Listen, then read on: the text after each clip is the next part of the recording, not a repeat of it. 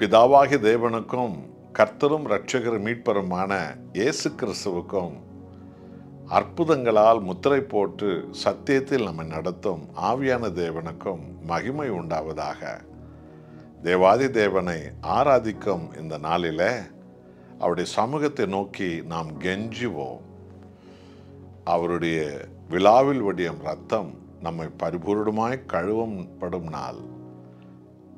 அவருடைய விழாவில் வடியும் ஜீவ தண்ணீர் நம்மை அபிஷேகித்து செழிப்புள்ளவர்களாக நம்மை மாற்றும் நாள் இந்த ஆராதனை நாள். நீதிமொழியின் புஸ்தகம் 21 அதிகாரத்தில் 31வது வசனம். குதிரை இத்த நாளுக்கு ஆயத்தமாக்கப்படும், ஜெயமோ கர்த்தரால் வரும். அன்பானவர்களே, கடந்த வாரங்களில் அமெரிக்காவில் தேர்தல் நடந்து முடிந்தது. ஒரு வருட காலமாக அமெரிக்காவில் நடந்த அந்த தேர்தல் பிரச்சாரங்களும் சரி, அந்த தேர்தலுடைய செய்திகளும் சரி, அமெரிக்காவில் ஒளிபரப்பப்பட்ட டிவி நிகழ்ச்சிகளும் சரி, டொனால்ட் ட்ரம்ப்புக்கு விரோதமாகவே அவைகளெல்லாம் செயல்பட்டது. இந்தியாவில் கூட ஒரு நீதியின் வழிகளை தெரியாத எத்தனையோ டிவி சேனல்கள் எல்லாம் கூட டொனால்ட் ட்ரம்ப்பை எதிர்த்து நின்ற அந்த வேட்பாளர், அந்த அம்மையார் அவர்தான் ஜெயிப்பார் என்றெல்லாம் சொல்லிக்கொண்டு விளம்பரம் மேல் விளம்பரங்களை படுத்தி கொண்டிருந்தார்கள். இந்தியா வம்ச வழியை சார்ந்தவர்கள் என்று பெருமை பற்று அப்படியெல்லாம் செய்தார்கள். ஆனால் அந்த தேர்தல் நடக்க ஒரு மாதம் இருக்கும் பொழுது சூழ்நிலை மாறியது,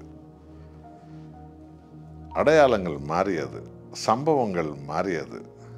எங்குமே ஜெபம் ஏறெடுக்கப்பட்டது.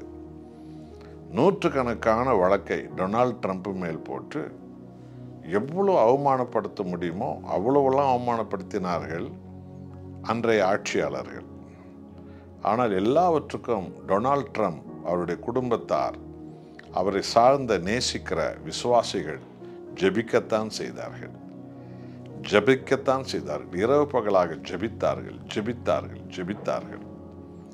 ஆகவே டொனால்ட் ட்ரம்ப்பை எதிர்த்து நின்ற அம்மையார் சொன்னார்கள், நான் தேர்தலில் ஜெயித்தால் கருசிதவை அனுமதிப்பேன், தாராளமாக பிள்ளைகளை நீங்கள் கருக்கலைப்பு செய்து கொள்ளலாம். இது தேவனுக்கு விரோதமான எத்தனை கொடூரமான ஒரு பாவம் தெரியுமா? யாத்ராகமம் 1 அதிகாரத்தில் 15ஆம் வசனத்திலிருந்து பாருங்க. பார்வோன் இஸ்ரவேல் ஜனங்களுடைய குழந்தைகளை கருவிலே அழிக்கும்படி சட்டம் போட வைத்தான்.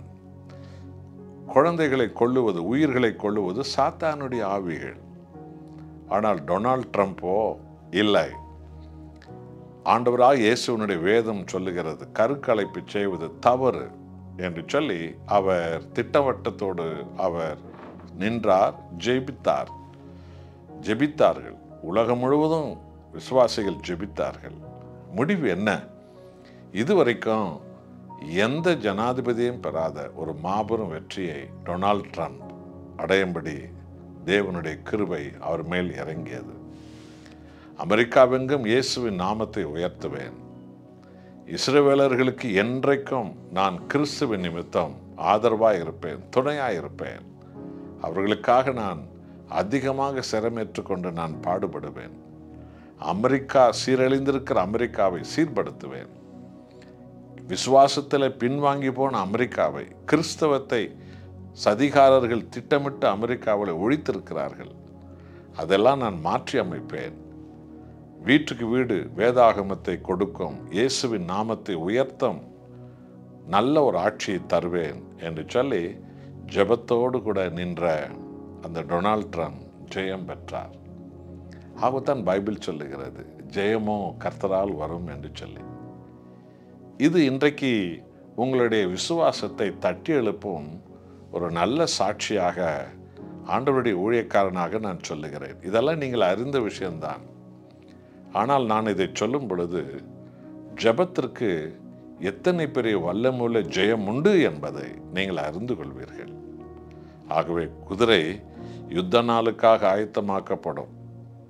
பல மனித திட்டங்கள், பல சதிகார திட்டங்கள், பல அவநம்பிக்கை உள்ளவர்கள் திட்டங்கள், பலவிதமான பொறாமை உள்ளவர்கள் திட்டங்கள், சூழ்ச்சிக்காரர்கள் திட்டங்கள் எண்ணமாக இருக்கும். ஆனால் இயேசுவின் நாமத்தில் முழுமனதோடு கூட ஜெபிக்கிற ஜெபம் ஜெயத்தை கொண்டு வரும். ஆகவே நண்பானவர்களே, ஒரே ஒரு மாதத்தில் சூழ்நிலை மாற்றி போட்டார் கர்த்தர். அந்த தேர்தல் முடிவுகள் ஜெபத்திற்கு ஜெயம் வந்தது என்று சொல்லி உலகமெங்கும் இருக்கிற எல்லாரும் தேவானை மகிமைப்படுத்தும்படி, தேவாதி தேவனை உயர்த்தும்படி தேவன் செய்தார். எதிரிகள் எல்லாரும் வெட்கப்பட்டு போனார்கள். ஜெபத்தை பரியாசம் பண்ணவங்க எல்லாரும் வெட்கப்பட்டு போனார்கள்.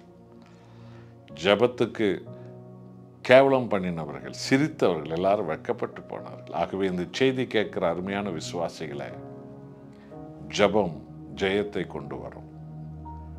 அது உன்னத தேவனிடத்திலிருந்து இயேசுவின் நாமத்தினால் உங்கள் வாழ்க்கையை வந்து சேரும்.